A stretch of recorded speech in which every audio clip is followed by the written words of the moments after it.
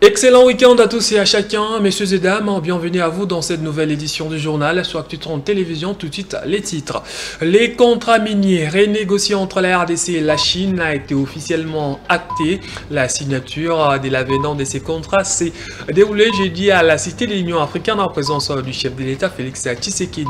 Une satisfaction pour l'agence des pilotages, des coordinations et des suivis des conventions entre la RDC et ses partenaires privés. Plus de 320 millions de dollars américains seront mis annuellement pour la construction des infrastructures, a déclaré Freddy Yodichembo, DG de cette agence devant la presse. Autre titre dans cette édition du journal, la République démocratique du Congo lève le moratoire sur la peine des morts. Elle sera exécutée après toute condamnation pour trahison, espionnage ou encore crime contre l'humanité. Des réactions à suivre dans ces journaux. Voilà, c'est tout pour les titres. Les détails, c'est tout de suite.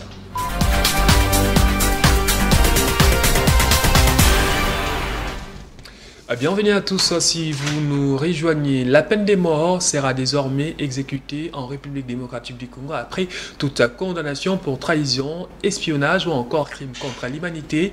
Décision du gouvernement congolais par les biais de la ministre de la Justice et Garde des Sceaux qui a signé une note circulaire portant levée du moratoire sur la peine des morts concernant quelques chefs d'accusation. Images et commentaires.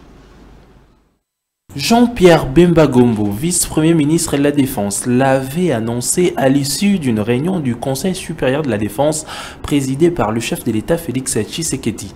Le Conseil supérieur de la Défense a demandé au commandant suprême, au chef de l'État, de pouvoir lever le moratoire sur la peine capitale en ce qui concerne les questions de traîtrise au sein des forces de défense et de sécurité.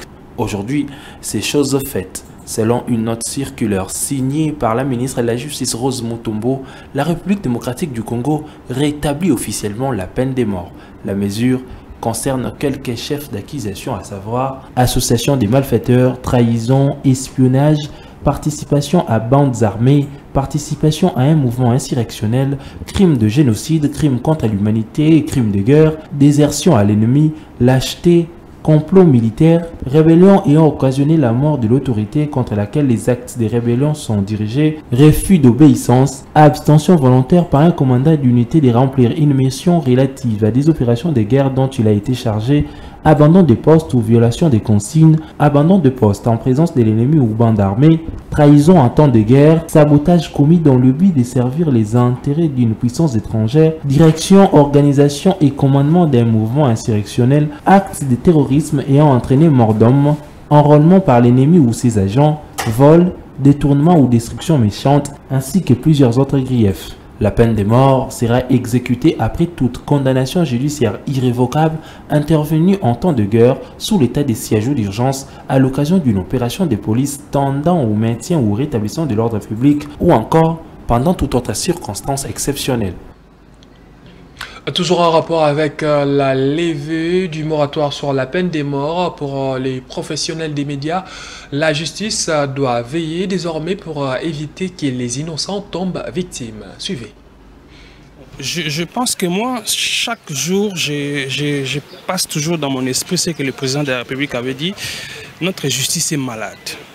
Je pense que la meilleure chose à faire serait d'abord de soigner notre justice. Et deuxièmement, bon, ça dépend des objectifs de notre gouvernement qui a rétabli la peine de mort. Mais est-ce que ça va vraiment dissuader tous ceux qui posent des actes répréhensibles contre l'État? Parce que n'oubliez pas, la mort peut être un échappatoire pour un criminel. Quand quelqu'un fait la prison, il est là 20 ans en prison, 30 ans, où on les condamne à vie. Toute sa vie, il réfléchit aux actes qu'il a posés. Il réfléchit aux souffrances qu'il a imposées aux autres. Soit la personne peut changer, soit la personne va souffrir, donc va subir aussi ce qu'il a fait subir aux autres. Non, il faut commencer d'abord par dire que la levée de ces verrous-là, nous étions dans un moratoire pour ne plus appliquer la peine de mort. Mais on a remarqué qu'au sein de notre famille de la République démocratique du Congo, il y en a ceux qui s'adonnent à pouvoir être des traîtres, notamment dans les services de sécurité, même au sein de l'armée parfois. Je crains qu'il n'y ait des juges qui peut-être On s'était disputé une forme, toi et moi, tu es juge et tu veux m'avoir, et facilement tu peux aussi falsifier les choses et faire passer quelqu'un qui n'y est pour rien, le faire passer pour un traître, jusqu'à connaître aussi cette peine-là de mort. Ça sera compliqué par rapport à ça. Je crois qu'il faut commencer par soigner la justice qui est malade. Parce que le risque aujourd'hui, c'est que des innocents soient exécutés. Mais au-delà de ça, je m'en tiens au principe de la sacralité de la vie. La vie humaine est sacrée. Et l'État qui interdit qu'on supprime la vie ne peut pas se permettre, le même ou se donner le monopole de la supprimer.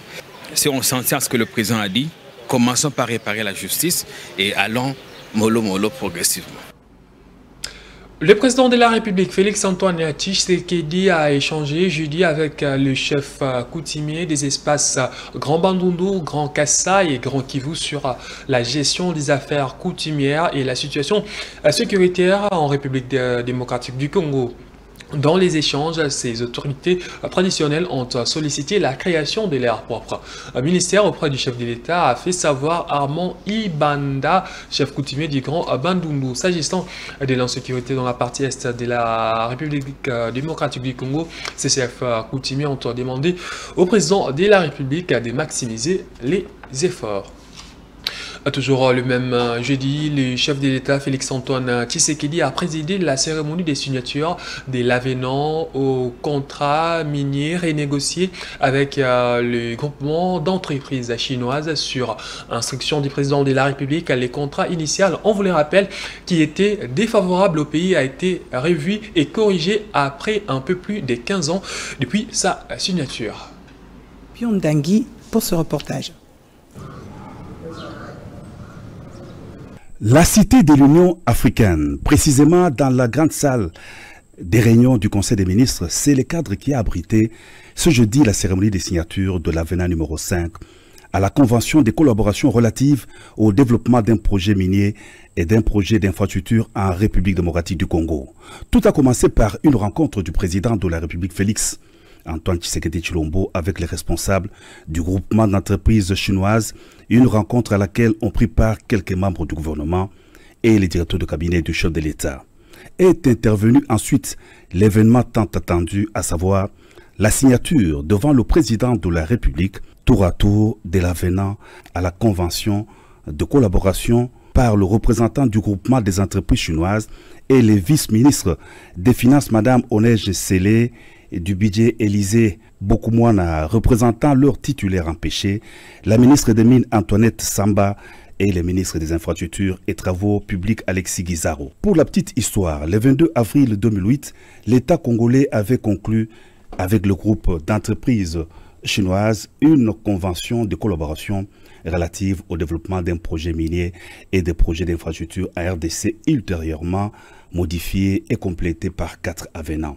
15 ans après sa mise en œuvre, il a été mis en place, sous l'impulsion du chef de l'État, un cadre de renégociation conformément à l'esprit de la déclaration conjointe entre la République populaire de Chine et la République démocratique du Congo sur l'établissement d'une coopération globale et d'un partenariat stratégique avec comme objectif rétablir l'équilibre dans ces partenariats pour le rendre gagnant-gagnant.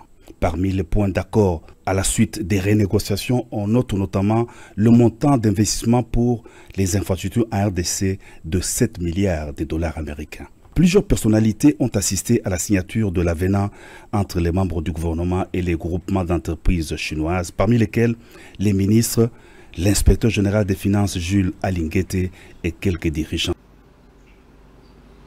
L'agence de pilotage des coordinations et des suivis des conventions signées entre la RDC et ses partenaires privés fait partie des institutions qui ont joué un rôle déterminant dans la révisitation de ces contrats sino-congolais. Son directeur général, Freddy Chembo, a martelé sur les avantages de ces partenariats renégociés. Il a expliqué au cours d'une conférence de presse tenue ce vendredi à Kinshasa. Pour son premier face-à-face avec la presse depuis sa nomination en 2022, Freddy Chembo, directeur général de l'agence des pilotages, des coordinations et des suivis des conventions de collaboration signées entre la RDC et les partenaires privés, s'est affiché heureux de voir sa structure contribuer en grande partie dans la révisitation du contrat sino-congolais. Désormais, la République démocratique du Congo gagnera 7 milliards de dollars américains pour la construction des infrastructures dans le cadre de ces partenariats RDC et les groupes d'entreprises chinoises. Cet avenant numéro 5 du contrat sino-congolais compte plusieurs autres avantages, a expliqué Freddy Chembo. C'est qu'aujourd'hui, à l'heure où nous parlons, le montant dédié aux infrastructures est passé de 3 milliards américains à 7 milliards. C'est-à-dire qu'au début de la convention, 3 milliards étaient dédiés aux infrastructures et jusque-là, on avait consommé 1,50 milliard. Donc, le reliquat de ce 3 milliards, à ce reliquat de ce 3 milliards s'ajoute 4 milliards qui nous donne l'enveloppe globale que nous pouvons et que nous sommes en droit d'attendre de la partie chinoise. Ça, c'est la première chose que nous retenons. La deuxième, c'est qu'actuellement, à l'heure actuelle, on ne procède plus à des endettements. Dans la formule ancienne, la partie chinoise s'endettait et la partie congolaise remboursait le principal avec des intérêts. Désormais, le financement est direct à partir du chiffre d'affaires de la SICOMIN. Le troisième grand avantage, c'est que désormais, il n'y aura plus un creux. On a connu un creux depuis le début, le lancement des grands travaux au départ, qu'on a appelé les 5 chantiers. Il n'y a plus eu de grands travaux. Pourquoi? Parce qu'il n'y a plus eu une injection de nouveaux capitaux. Alors, mais désormais, c'est entendu qu'il n'y aura plus un creux, il n'y aura plus d'années vides. Chaque année, nous avons un minimum de 324 millions qui sont versés, qui sont disponibilisés plutôt pour la construction des infrastructures. Conscient des attentes de la population sur les retombées positives de ces partenariats sino-congolais, le numéro 1 de l'ARPCSC a promis de veiller pour ne plus répéter les erreurs du passé. C'est vrai que pour la maman qui est là au coin, pour le Congolais ordinaire, je lui dirai, il verra les routes. Et quand il roulera sur ces routes, il verra. On ne peut juger une structure que par ses résultats. Aujourd'hui, tout ce que nous pouvons faire, tout ce que nous pouvons dire, ça ne peut ressembler qu'à des rêveries. Mais s'il plaît au chef de l'État de nous maintenir ici pendant la vie de cette convention, vous verrez les résultats que cette convention donnera. Mais je vous dis aussi que cet engagement de l'agence n'est pas qu'en moi. Cet engagement de l'agence est dans toute notre structure. Nous sommes conscients de la responsabilité que nous avons.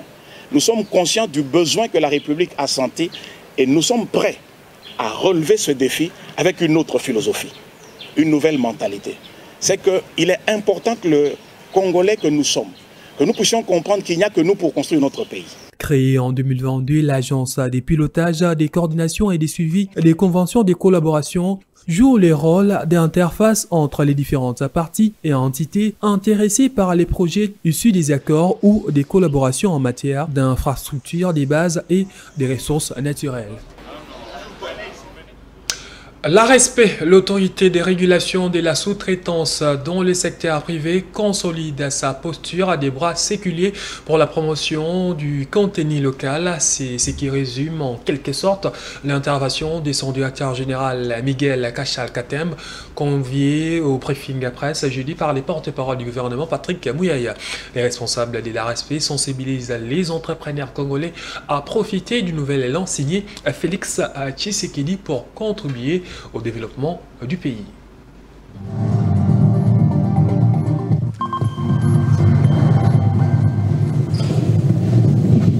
Création d'emplois à travers la promotion de l'entrepreneuriat, voilà l'un des grands piliers du second mandat de Félix Tshisekedi. L'autorité de régulation de la sous-traitance dans le secteur privé, à travers son directeur général, s'est engagée à accompagner les présidents de la République dans cette démarche. Au briefing presse, à droite du porte-parole du gouvernement, Miguel Kachal-Katembe a martelé sur l'importance de la loi sur les contenus locaux afin d'avoir de plus en plus de millionnaires congolais grâce notamment à la sous-traitance. Ici, l'objectif est que nous ne voulons pas que les Congolais soient écartés parce que malgré que cette loi sur la sous-traitance a existé, je pourrais dire, ça c'est la 7e ou la 8e année, les Congolais ont toujours été victimes, d'abord de ces circuits fermés aux appels d'offres, et deuxièmement aussi,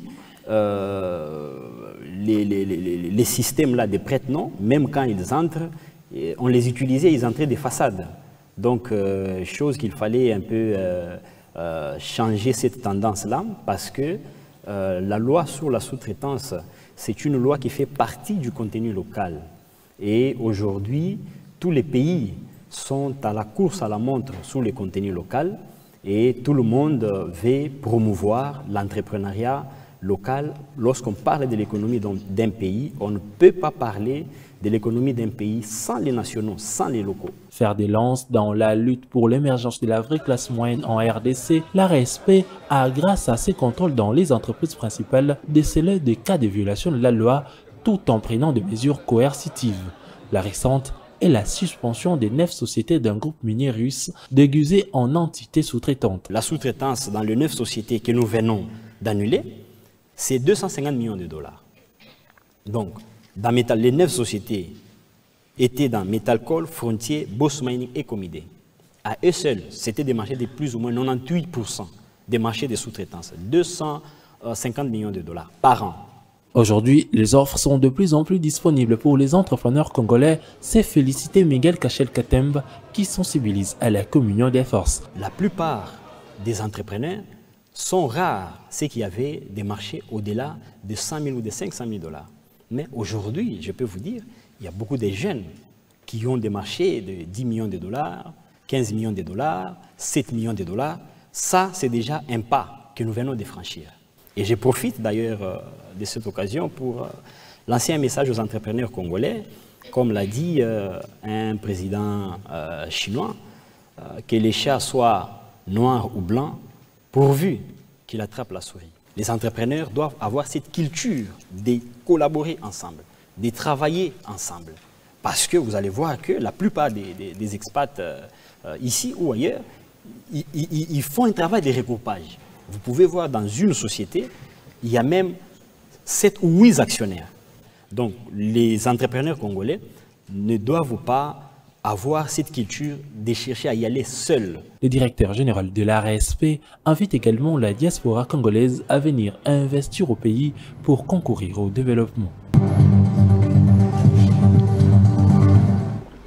Le directeur général de l'ARSP a souligné que les combats de son établissement public n'affectent pas les efforts du pays dans l'amélioration du climat des affaires. Miguel Kachel-Katemba répondait justement à une question sur les sanctions de l'ARSP contre certaines entreprises principales chapeautées par les multinationales.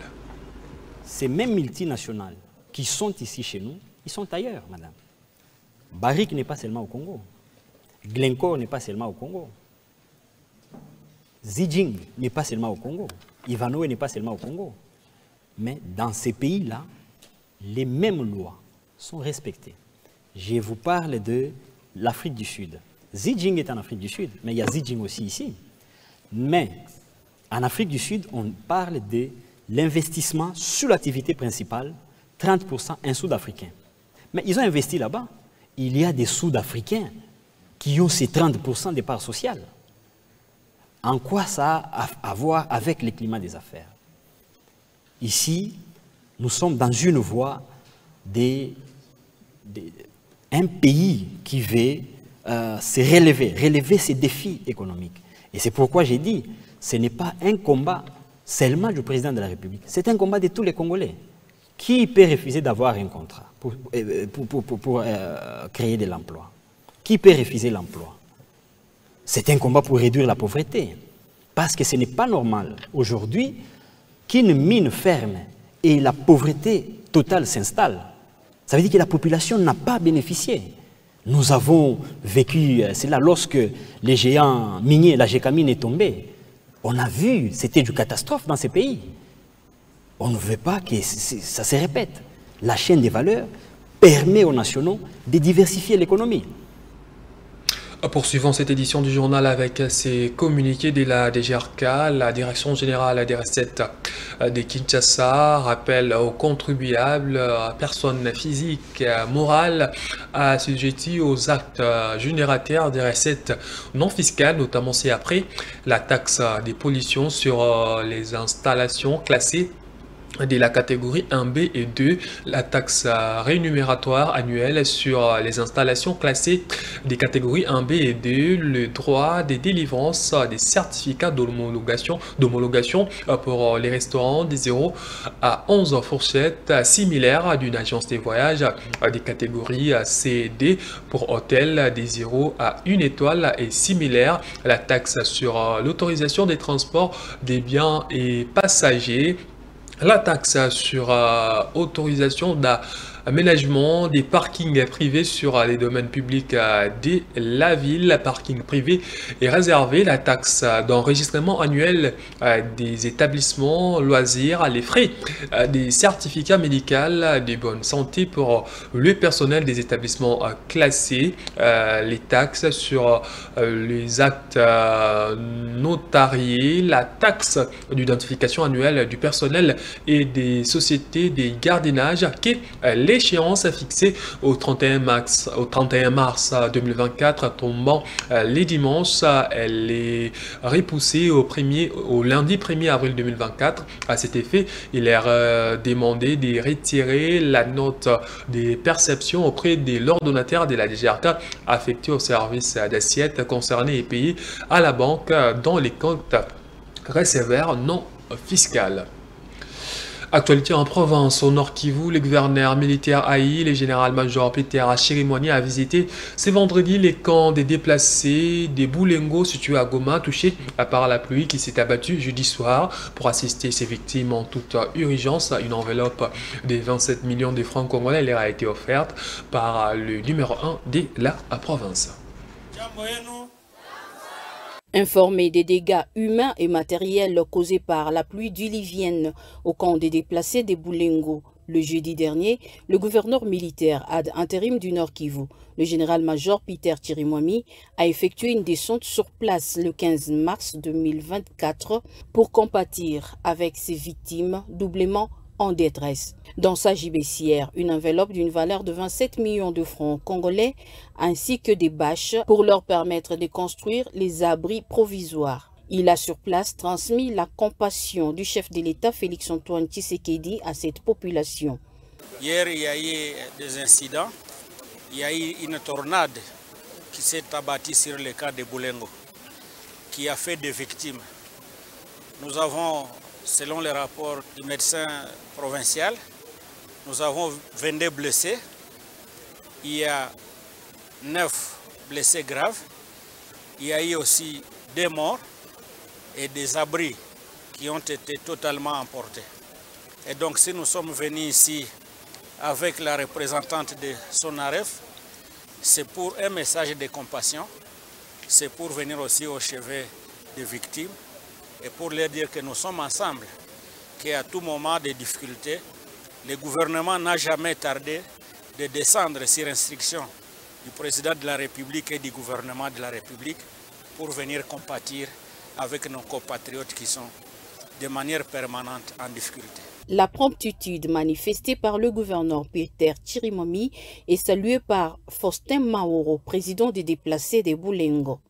Je ne savais pas que nous serions déjà intervenus dans un plus bref délai.